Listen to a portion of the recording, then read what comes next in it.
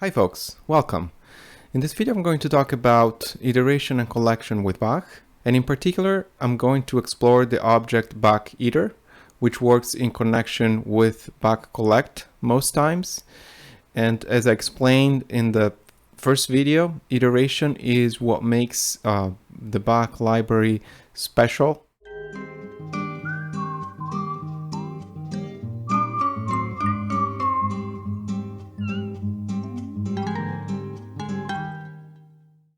So in its simplest configuration, bach.iter works in combination with BachCollect. I can send a list into the middle inlet of BachCollect and connecting the leftmost outlet of bach.iter to the rightmost inlet of BachCollect. Whenever I send a list into bach.iter and collect it, then I need to send a bang in the leftmost inlet of BachCollect in order to signal that the iteration is done and I can output whatever is being collected. So this is how BachCollect works. So the leftmost inlet takes a bang to output the list, collects the item into the middle inlet, and then the rightmost inlet of BachCollect takes the parenthesis structure.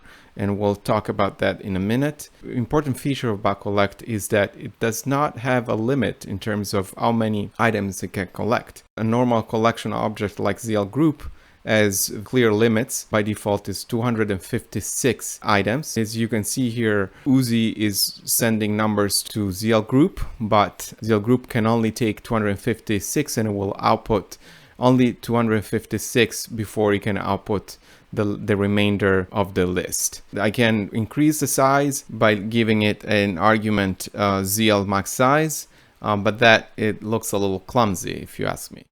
bach.iter works in a very similar way to bach.map.elem, except that I don't have to do the collect and output object. bach.map.elem will do this internally.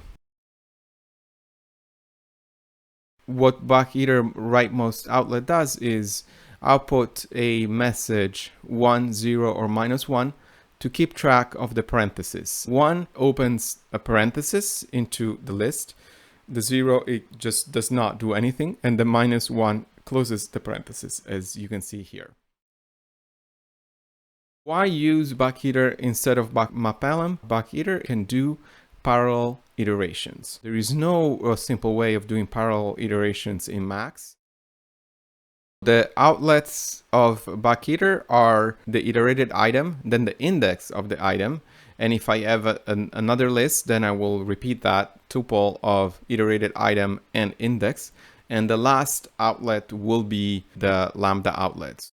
bach.iter will start processing the list only when the leftmost list is received. I can add to most Bach objects the outlet at out t, which replaces the function of Bach portal.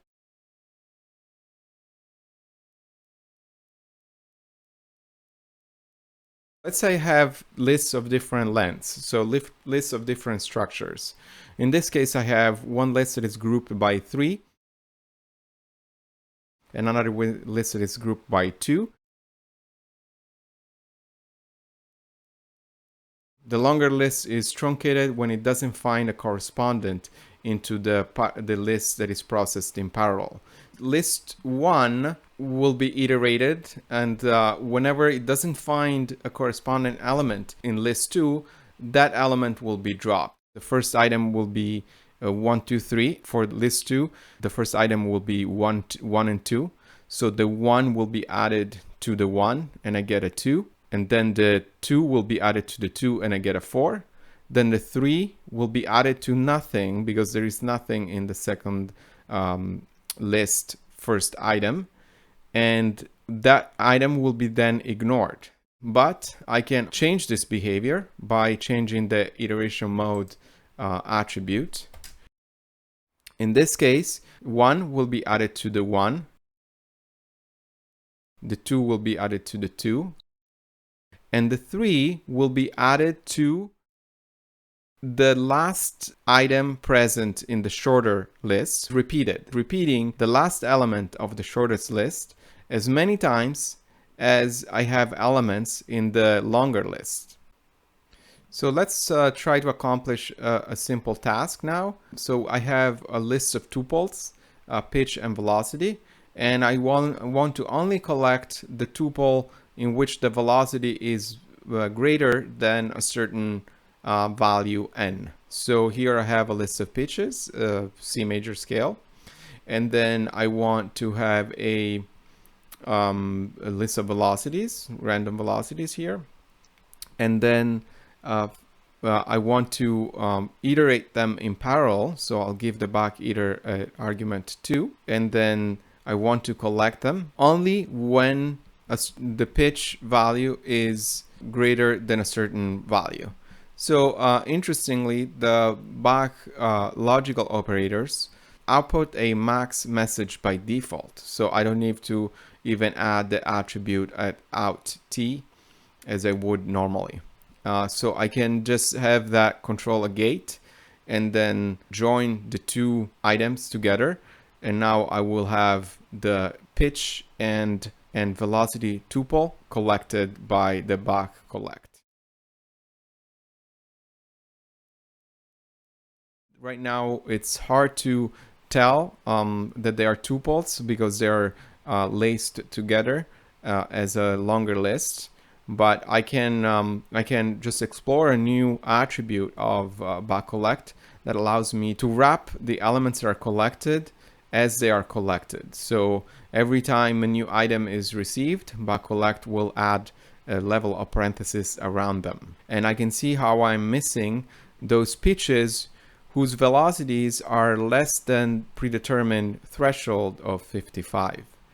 And I can also at this point explore also the attribute at outwrap 1, which is just adding a level of parenthesis not on the of the inputs of BachCollect, but on the output. Now I have the output of the BachCollect is tuples of pitches and velocities, but what if I want to revert to a situation where I have a list of pitches and a list of velocities? Well, this is a case where I can use the object that I talked about in the last video, meaning the BachTrans, which will take rows of two items and transform them into columns.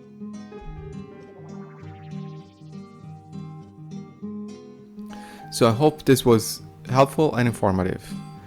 Feel free to check out my Patreon page. I want to thank my patrons that have been supporting my work. Let me know in the comments if you have any questions that I can answer. And until the next time, take care.